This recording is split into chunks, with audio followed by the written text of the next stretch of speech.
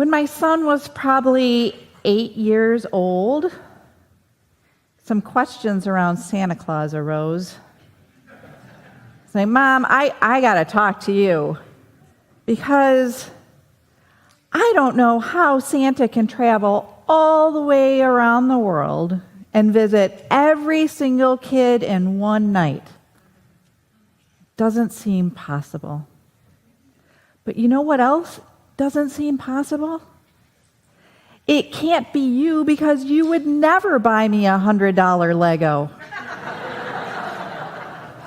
Like, you got that right. I said, if I were you, I would keep believing. Because those who believe, receive. Please pray with me. God of our journeys, walk beside us through this Advent narrative, giving us new ears for a story that we have taken for granted. Help us to hear the challenges to better appreciate the glory that we are offered on Christmas Day, the new beginning of a divinely human journey. Amen. Today's reading has us hearing and seeing the affirmation of words and deeds between John and Jesus. It's as if they are cross-referencing one another to validate the prophetic words coming to life. In this situation, people were able to see, and it reinforced their ability to believe. What's really unusual to me when reading this is that we see a prophecy unfolding within a short period of time, one generation, right? Mary and Elizabeth were pregnant with John and Jesus at the same time.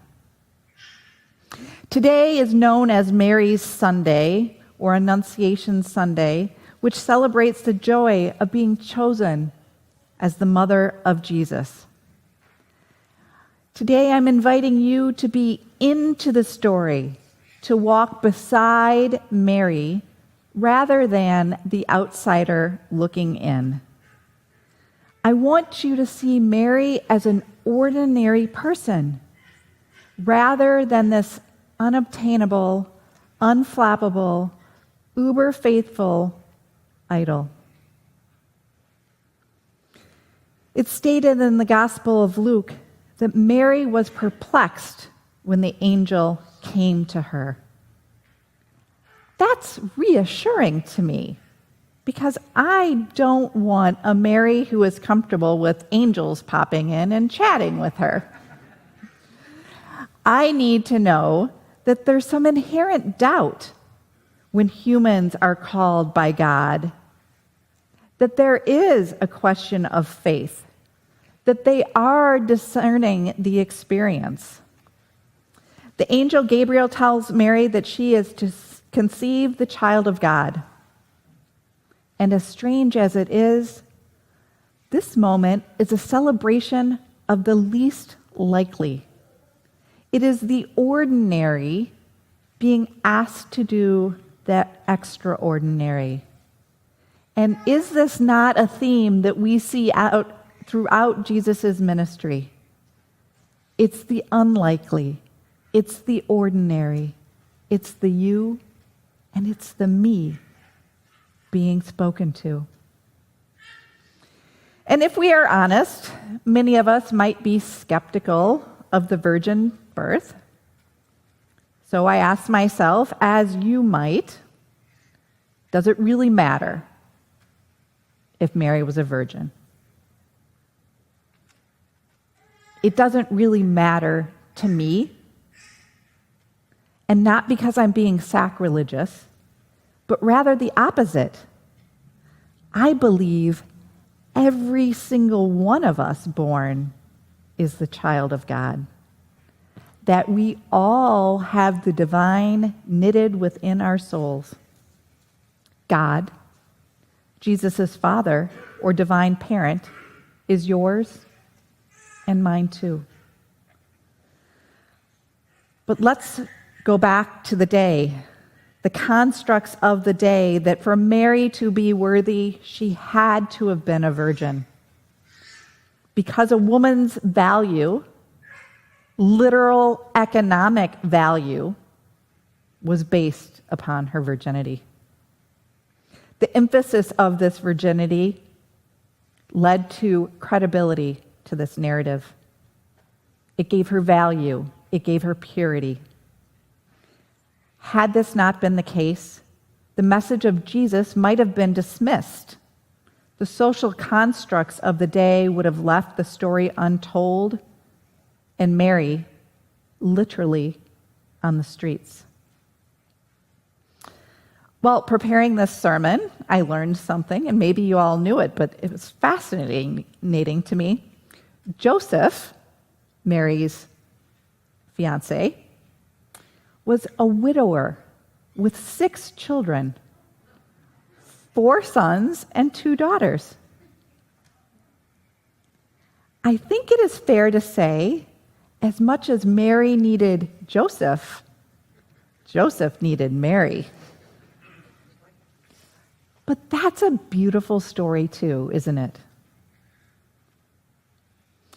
So, in the spirit of getting real, maybe we should ask about Mary and her moments and her thoughts with this pregnancy. Might she had moments and doubt and concern when she asked herself, "What have I done?" Remember, the Gospels are not real-time narratives, but hindsight's knowing the outcome. Mary's doubts were unknown, misunderstood, or even erased by the record, by the men who wrote the recount of her experience. If your imagination would allow Mary and Joseph, and yes, Jesus, to be real, a human born into the challenges of human strife within cultural constraints of military oppression that did not serve them, but rather punishes them, you can see that this is a story about humanity. In Richard Rohr's daily devotional on December 8th in 2020, he quotes Thomas Merton, who some of you might know is the father of contemplative prayer, and he was a Benedictine monk at a monastery just outside of Aspen in Snowmass, where I have spent time. And Thomas Merton wrote one book, many books, but this particular book called Conjunctures of a Guilty Bystander. And here's Thomas Merton's quote.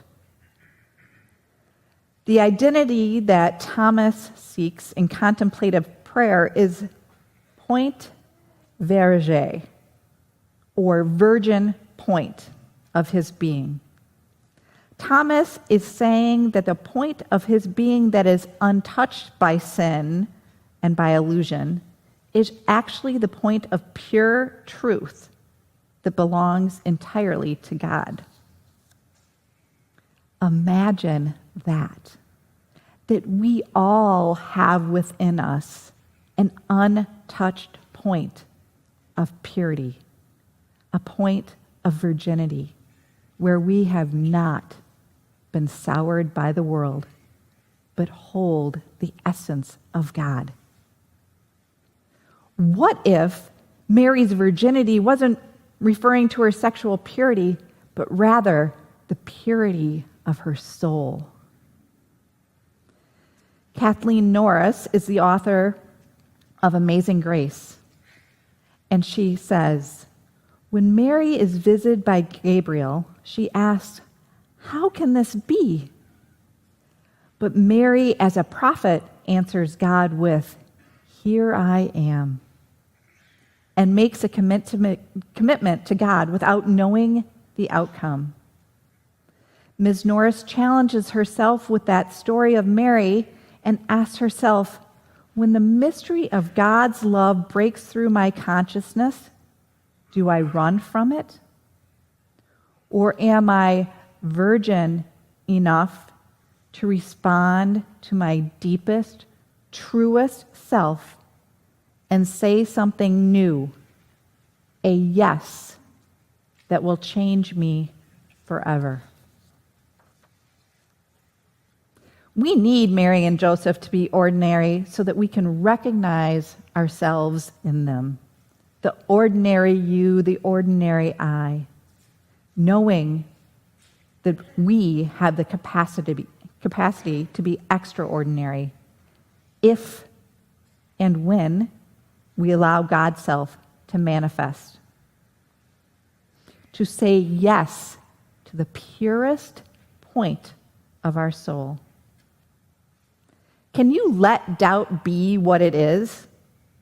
It's a moment of free fall into a larger destiny. And here we are in Advent. This is the season for questions. And dare I say, the interim period at CCSM is the season for questions. As a church, we are in that moment of uncertainty that requires us to let go. Not to forget, but to let go and let the future unfold. Much like Mary, we are discerning what God is asking us and of us and wondering how it will change our identity. How will we be called to serve each other and the greater world? Recently, this quote was shared with me. I was never the person I used to be, but I was never the person I thought I was either. We need moments of contemplation to get to the reality of situations and be present in the moment and just be. Then we can move forward. Maybe we are scared in that moment. Maybe we are affirmed. Maybe we are doubtful. Maybe we are faithful. Maybe we are right where we belong. Mary, the most unlikely person, leaned into the mystery she was called into, not because she was exceptional. In fact, she very much was not in terms of her cultural status. Mary's hardships were much more exceptional than many of ours, which means God is asking much less of us, but we still may not be answering with, "Here I am." Even though Mary was perplexed, she let go of the expectations that she had envisioned for her life. She let go by saying yes in the uncertainty of it all. Saying yes did not set her up for a particularly easy life, especially when it came to parenting. My experience with an obstinate and budding 3-year-old theologian who put me in my place said, "You're not the boss of me. God's the boss of me." Can you imagine how many times Mary heard this? Being the mother of Jesus could not have been easy.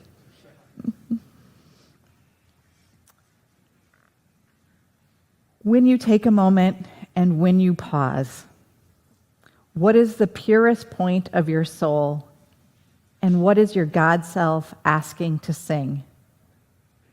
Can you unleash the magnificent in your soul? This is between you and God. But in these days of Advent darkness, search for that point of viager. God is patient, but also persistent. When you lean into this contemplation regarding what God has knitted into your soul, this is what will lead you into the deep inner peace. The inner peace that led Mary and Joseph in the face of uncertainty to say yes. Amen.